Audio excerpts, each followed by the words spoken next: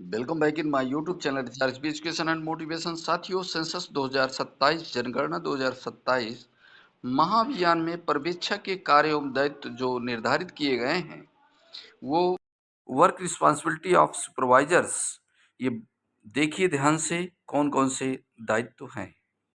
पहला साथियों, अधीनस्थ सभी की प्रशिक्षण में उपस्थिति और उनके द्वारा आवश्यक सामग्री प्राप्त किया जाना सुनिश्चित करना, ये पर्यवेक्षक का प्रमुख कार्य है। दूसरा कार्य है मकान सूचीकरण, ब्लॉक की सीमाओं और भू चिन्हों का क्षेत्र सत्यापन और चार्ज अधिकारी को ससमय असंगतता बताना, यानी HLP सीमाओं का निर्धारण करना और भू चिन्हों का क्षेत्रीकरण और वेरिफिकेशन करना, सत्यापन करना और चार्ज ऑफिसर्स को ससमय अवगत कराना। तीसरा, सभी मकान सूची ब्लॉकों को सम्मिलित करते हुए पर्यवेक्षक सर्किल का नजरी नक्शा बनाना। नजरी नक्शे का निर्माण करना पर्यवेक्षक का मुख्य दायित्व भी है। सभी मकान सूची ब्लॉक को सम्मिलित करते हुए उसमें से गैप ना रह जाए, ना ही ओवरलैप हो, ये ध्यान देंगे।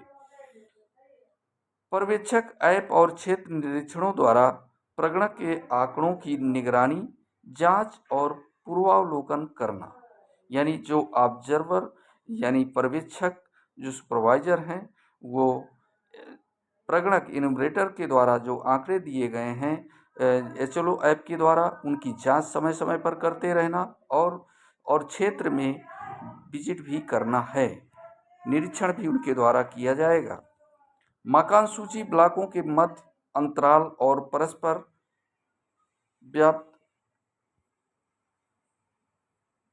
न हो तथा सभी मकान सूचीकरण ब्लॉक का पूर्ण कवरेज और पूर्ण होना चिन्हित किया जाना सुनिश्चित करना। जैसा कि अभी हमने बताया कि ना ही ओवरलैप हो, कि दो ब्लॉक जो SLVs हैं अलॉट की गई हैं, दोनों में कुछ मकान दूसरे में भी आ जाएं, कुछ उसी में आ जाएं, मतलब दोनों ओवरलैप नहीं होना चाहिए, ना ही दोनों का गैप होना चाहिए जो सूचीकरण होगा मकान का। तो ये भी निर्धारित करेंगे पर्यवेक्षक महोदय यानी सुपरवाइजर्स। कवरेज और पूर्ण होना चिन्हित किया जाना सुनिश्चित करना है।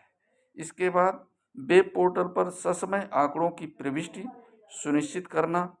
यदि किसी प्रगणक द्वारा पेपर के माध्यम से आंकड़ों का संग्रह किया गया हो, यदि किसी ने डेटा में फीडिंग करने में कोई समस्या हुई हो या ऑफलाइन डेटा अपने पास कलेक्ट कर लिया हो, तो उस कंडीशन में ये कंडीशन बहुत ही कम आएगी, क्योंकि जो प्रगणक रहेंगे फील्ड में जाएंगे, SLVs में अपने अपने जाएंगे, वहाँ डेटा की अनिवार्यता नहीं है।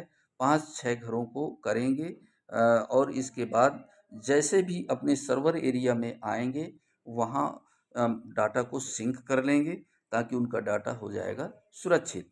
तो इस बात का विशेष ध्यान दें कि डाटा जब वहाँ पर स्टोरेज करना है उस समय हमें कोई डेटा की मतलब इसमें नेटवर्क की आवश्यकता नहीं है।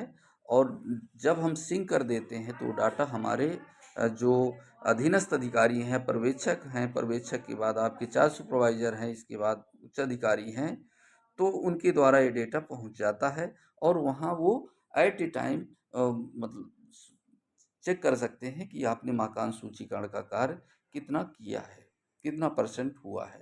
तो ये साथियों मुख्य दायित्व थे पर्यवेक्षक के, जो सुपरवाइजर्स को अपने ध्यान देने वाले पॉइंट हैं। तो इसी प्रकार के अपडेट्स इस चैनल के माध्यम से मिलती रहना। वीडियो के साथ मिलेंगे, तब तक के लिए जय हिंद, जय भारत।